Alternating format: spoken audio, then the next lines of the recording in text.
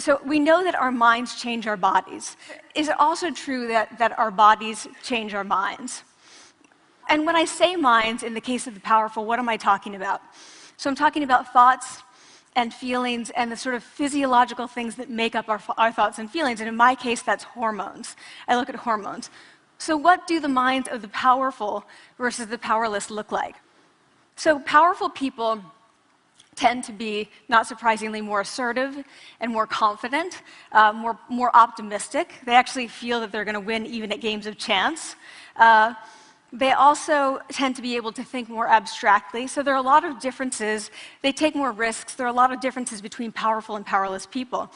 Physiologically, there also are differences on two key hormones, testosterone, which is the dominance hormone, and cortisol, which is the stress hormone. So what we find is that high-power alpha males in primate hierarchies have high testosterone and low cortisol.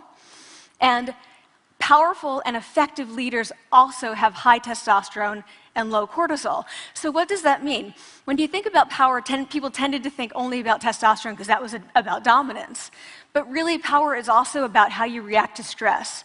So do you want the high-power leader that's dominant, high on testosterone, but really stress reactive? Probably not, right? You want the person who's powerful and assertive and dominant, but not very stress reactive, the person who's laid back. So we have this evidence, both that the body can shape the mind, at least at the facial level, and also that role changes can shape the mind. So what happens, okay, you take a role change, what happens if you do that at a really minimal level, like this tiny manipulation, this tiny intervention? For 2 minutes, you say, I want you to stand like this, and it's going to make you feel more powerful. Here's what we find on testosterone. From their baseline when they come in, high-power people experience about a 20% increase, and low-power people experience about a 10% decrease. So again, 2 minutes, and you get these changes. Here's what you get on cortisol. High-power people experience about a 25% decrease, and the low-power people experience about a 15% increase.